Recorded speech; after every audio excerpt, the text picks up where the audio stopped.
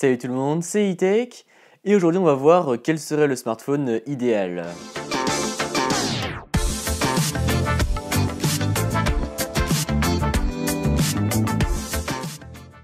Donc bien évidemment cette vidéo va être assez subjective puisqu'il va s'agir en fonction de moi, en fonction des besoins que j'ai, en fonction des exigences que j'ai sur les smartphones, etc. Sachant que je suis, vous allez voir, très exigeant. Donc si vous me suivez depuis un moment, même si vous me suivez depuis pas très longtemps et que vous avez regardé un peu mes vidéos, vous avez pu voir que j'ai changé vraiment pas mal de fois de smartphone. Voilà, j'avais fait une vidéo sur tous les téléphones que j'ai eu et là encore récemment j'en ai eu pas mal, voilà, depuis l'année dernière j'en ai eu une petite dizaine je pense.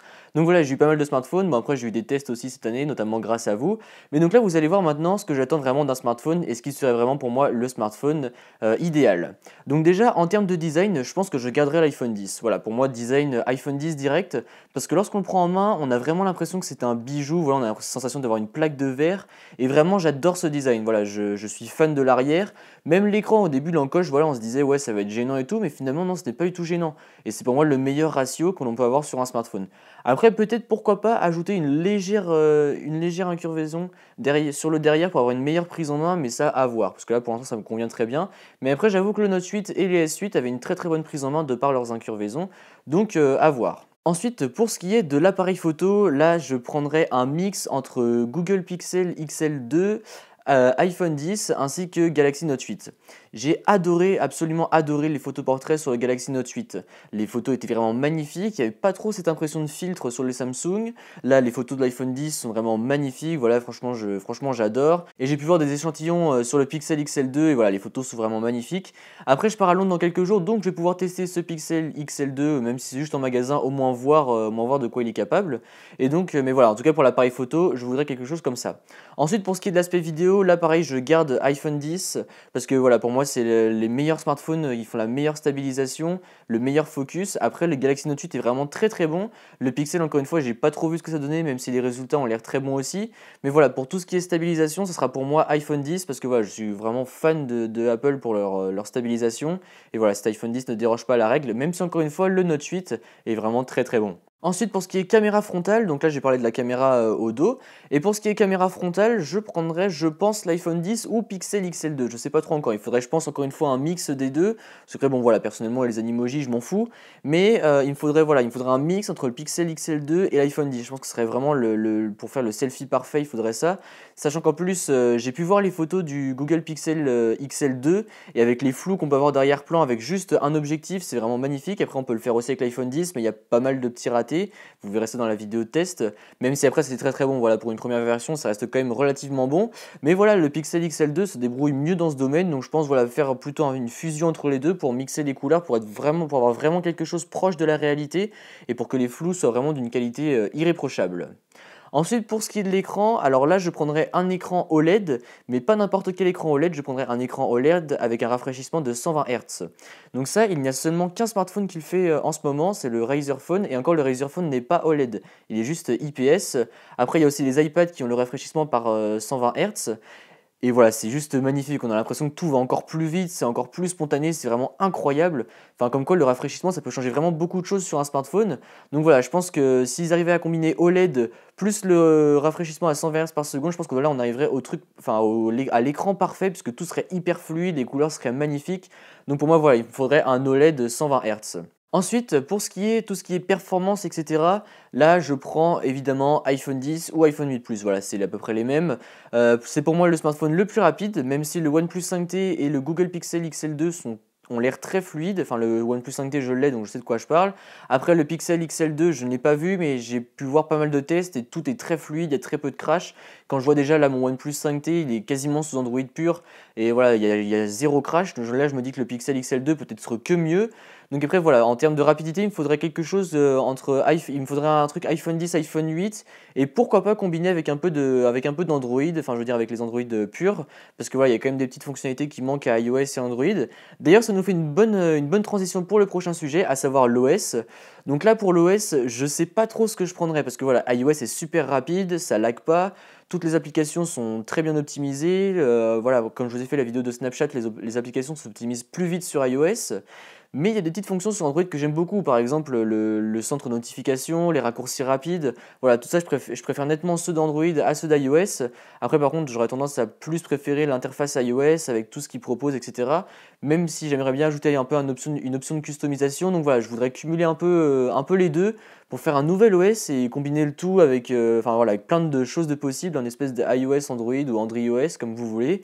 Mais voilà, je pense qu'on arriverait vraiment au smartphone parfait si on arrivait à combiner les deux, à combiner juste les points forts, pas les points, évidemment pas les points faibles, mais voilà, juste en combinant les deux, je pense que ce serait vraiment le smartphone parfait. Ensuite, pour ce qui est en matière de déverrouillage, donc là j'aimerais bien avoir un Face ID avec la rapidité du Face Unlock du OnePlus 5T. Le Face Unlock du OnePlus 5T, c'est une tuerie, voilà, franchement c'est quelque chose, j'avais jamais vu ça. On appuie sur le bouton, il n'y a même pas besoin de l'écran de verrouillage, bim, on est déjà sur le smartphone. C'est quelque chose qui est vraiment incroyable. Après, par rapport au Face ID, il est un peu moins sécurisé, puisqu'en fait, le Face Unlock n'aura pas tous les capteurs 3D qu'il y a dans l'encoche de l'iPhone 10.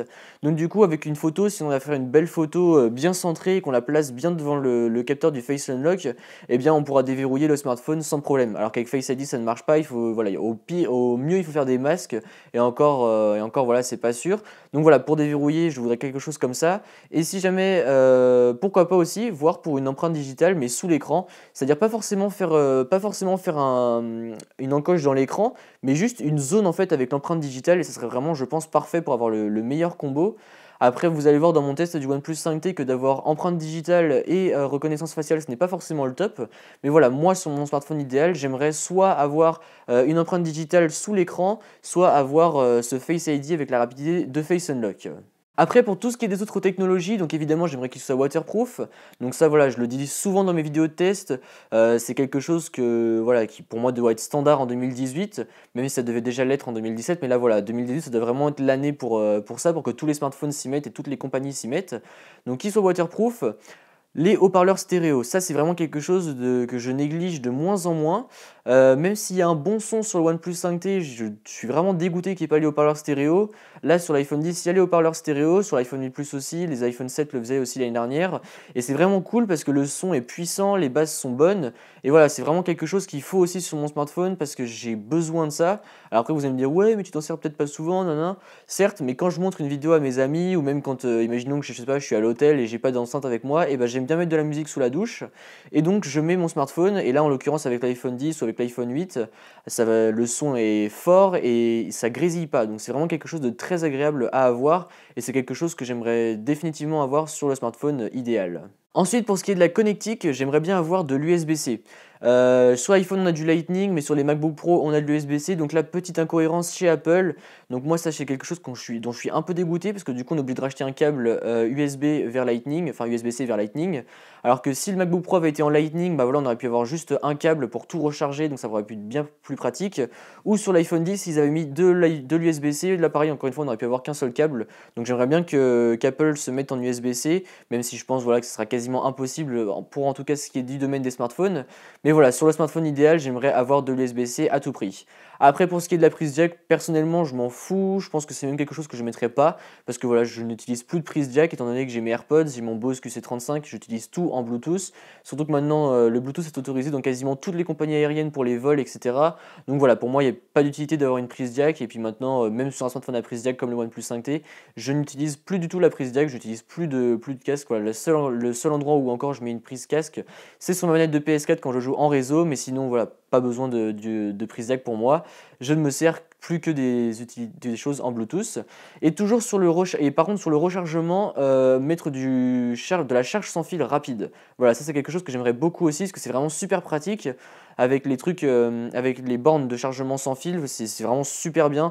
On arrive le soir, on se dit ouais bon bah c'est chiant quoi de vouloir mettre le câble pour peu que la lumière soit éteinte. Alors qu'avec un rechargement sans fil, hop, on a la petite borne, on pose le smartphone, et voilà, hop, ça charge toute la nuit. Et le mieux ce serait d'avoir une sorte de recharge sans fil rapide, donc de proposer en fait le concept de la dash charge de OnePlus, mais via de l'induction.